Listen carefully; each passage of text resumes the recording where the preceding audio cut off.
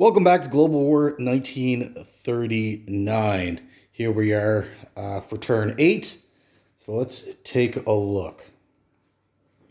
So for the Germans, in after the Battle of Moscow, we had a pile of armor. We had 15 medium tanks, uh, 3 SS mechanized, and 3 Mark IVs. The Mark IVs and the mechanized came down to Stalingrad. The Russians still had 3 infantry to dispatch, and they also went in with an infantry, losing 1 infantry and mechanized. And we had a suggestion in the comments. We're trying to figure out what to do with those 15 medium armors. Either France, continue on to take out Russia's second capital, or head up into either down south or up north for further defense. So we had a suggestion to move south. So that's the pursuit we're going with. Right now, the 15 medium armor are here, and one more turn, and they'll get into the Middle East. But they did need support, so the Germans went ahead and declared war on Turkey. So they moved in pretty much anything that can reach that was in this region of the map has landed in there. And we got our train set up to get some more infantry because we're very light on infantry, heavy on armor and specialized units. So get some more infantry. In response to that, the British dispatched a fair amount of units out of Cairo to help defend the back door. Because if they never moved any units to slow down those armor, basically Calcutta would have been squeezed from both ends. And there is a lot of money in this region. There is a $5 bonus for holding these 4 territories for both the Axis and the Allies. So they don't want, this is what, $10 swing here, right? So this is a big amount of money. Outside of that, just more build up into France. They did went ahead and activate Spain because we do have, right now we have all 3 cities. You only need 2 of them. So they activated that, and they activated Sweden the turn prior. So they pretty much got all their allies, and because Spain got activated, Portugal automatically gets activated, and then Argentina gets activated. So there was a big chain of events. Pretty much every country now is fully in the war. Every country in Europe outside of Switzerland and Mongolia are pretty much the only countries that are not engaged. Oh, and Saudi Arabia and Afghanistan, but they're the only big country left now would be Mongolia. And I can't see them. There's probably no reason to go in there. There was probably no the only why they went into Turkey, because it was a quicker route to help support those armor. Otherwise, they would have had to go all the way around, which would have taken quite a few turns. So the quickest route was to go through Turkey. Does give the Axis a few more dollars. Once they took out this territory, the Turkish army was left with this one region. They did back out. They are going to surrender their country, but in their mind, it's for the greater good in defending the rest of the Middle East. And the Germans came down with their paratrooper, did capture this territory, so they needed to respond. They went in with the French unit and the cavalry from Turkey to regain that territory, to regain their bonus.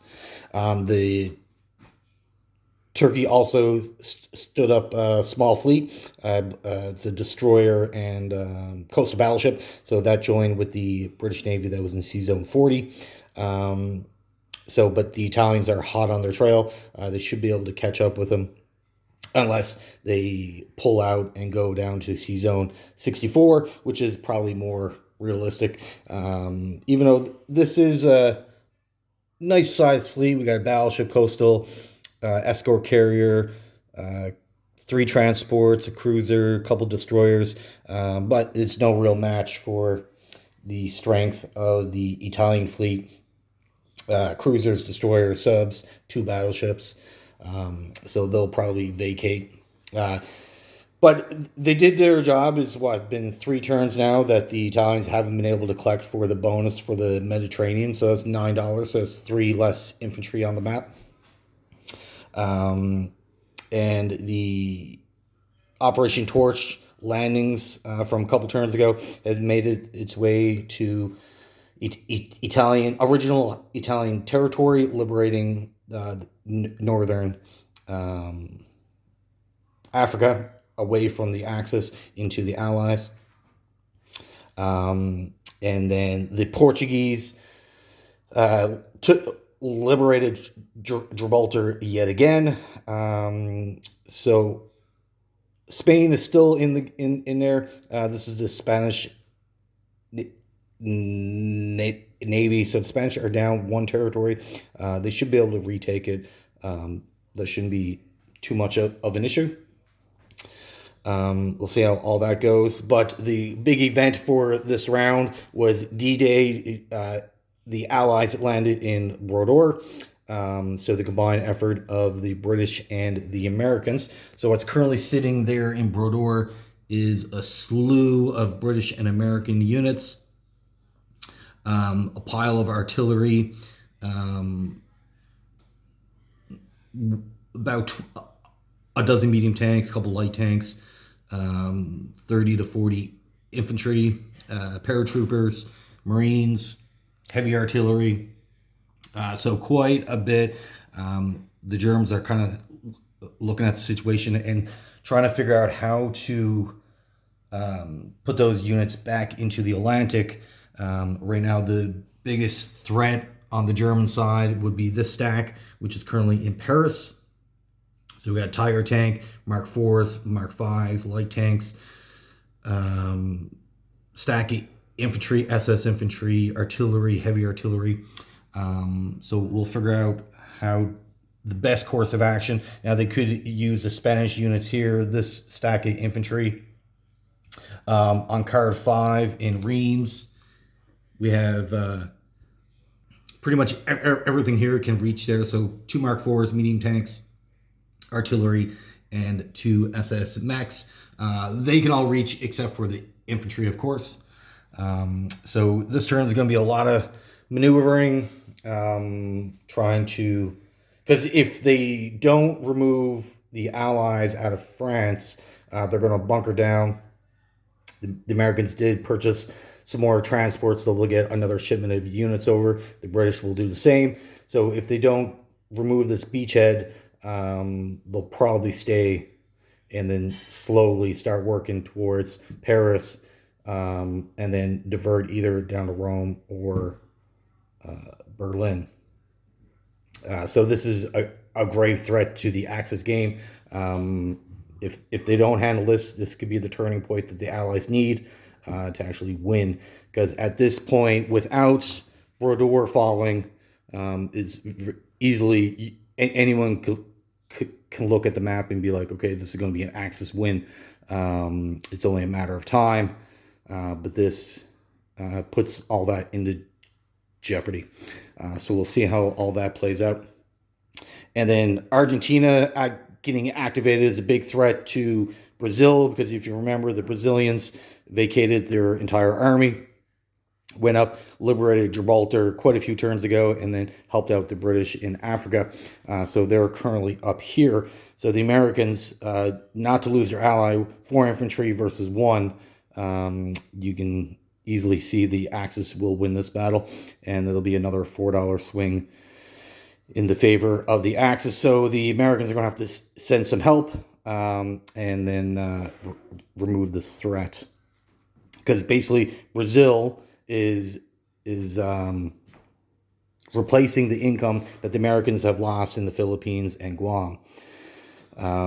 So they definitely require that money, and then any bit of money that you can get your enemy is not getting is better for you, because a lot of this game is economics as well as what you bring to the battle and how you deploy your strategy. If you don't have any money to wage war, you're not going to be able to.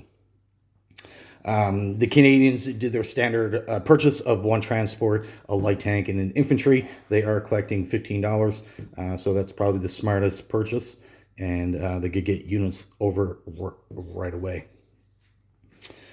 As for the Russians, they did get a buy this turn, so they got 2 elite guards, 2 infantry, a light tank, and a paratrooper. This every turn that's going to go by now, they are going to start losing more and more money. They got 3. They did collect a few dollars over here, but this will be gone shortly. So they'll be down to only their 13. They do have a convoy box that they are benefiting from, but the Germans are poised to break out soon enough. Do need to get rid of the Russian blockade before they get into the Atlantic. And the British have done a great job of keeping the Italian fleet in the Mediterranean, closing off Gibraltar a bunch of times, bringing up a British fleet that the Italians do need to react to. They were just too far away when the British did enter, causing some problems. Here in China, the Japanese did take all their forces that available, move them into this territory here of Chikou, and they are mustered up. They got a bunch of their veterans, a paratrooper, 1 regular infantry, 2 SNLF, heavy artillery, 4 mechs, and 4 artillery. And they do have some cavalry units, some more artillery and mechs. So the Chinese the bulk of the Chinese army was in this territory. Japanese are going to swing around, close off the Burma Road.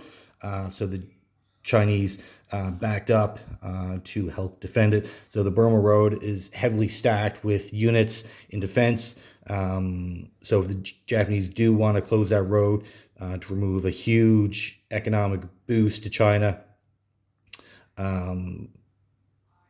they're going to have to go through, they will have to fight big battles to close that road off. And basically, if this territory goes, if all these units are gone, China is essentially out of the game.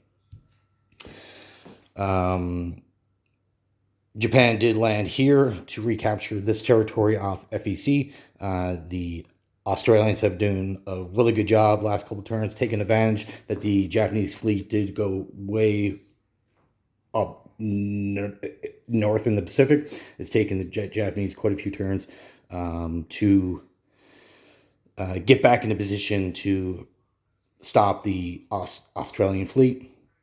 They pretty much got all the money islands back on the Allied hands, so the Japanese will need to respond. Luckily for them, Australian hasn't been going on with a huge force, but there's all these have been walk-ons, so they don't really require a big landing force. Just 1 unit can flip the territory. So Japan will need to respond to this. This is hurting them economically for sure. Right now, economically, they're actually one of the weakest in the game right now. They're collecting $80. For a major nation, at this point in the game, you want Japan in the $90, $100 range for them to be effective. The Japanese did go in and have the big sea battle with the Americans. The Japanese did win this battle. The American fleet is pretty much gone. All the Navy that they have currently in the Pacific is 1 battleship and 3 destroyers. The rest of the American fleet has been sunk. This is what's remaining of the Japanese fleet. They still got their cruisers, still got their carriers that did lose. A slew of destroyers. They lost their escort carriers, a couple fighters, and their submarines. All their battleships have max damage, so they took 2 hits on each of the Armados and a hit on each of their regular battleships. So they do need to find a friendly port to repair those ships. The closest one they can get to is Caroline Islands, which is 2 turns away. Or they can sail back to their home island and repair there. So because of the battleships are at max damage, this fleet is kind of ineffective. There's no real threat to them, so it's not like the Americans have anything to do a follow-up battle. Even if they did attack with these 4 ships, they would just take any damage remaining on their destroyers. So that might actually help out the Japanese more so than the Americans. So they do need to get back to a port to repair those vessels. They did construct another battleship and another carrier with fighters and a slew of infantry to put around their production facilities. They did move down the Amato and a couple of cruisers that they purchased the previous turn down to, I wouldn't say scare off this Anzac fleet. They do have 3 cruisers, 5 destroyers, 3 subs. So this certainly wouldn't win against this. But once they get another carrier, another battleship, bring in some more vessels, this shouldn't be around too much longer. The Japanese are convoying the Americans for $10. They do want to get into this box to start convoying that. But 2 cruisers against this, the cruisers would certainly lose. So they're kind of holding back, waiting for their opportunity to take away another $5 from the Americans.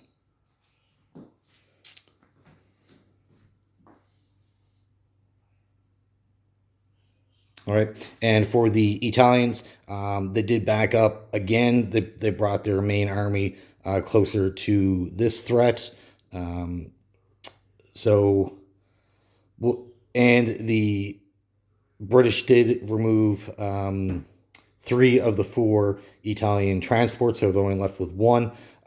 So the British were reluctant to move units out of Cairo because of the transport threat, but now they've been heavily reduced by 75%, so they can probably start moving out and putting a lot of pressure on the Italian production facility, and hopefully, if all things work out for the British, they can remove the Italians and then focus all their attention on the Middle East and defending off the Germans that will be coming in about 2 turns.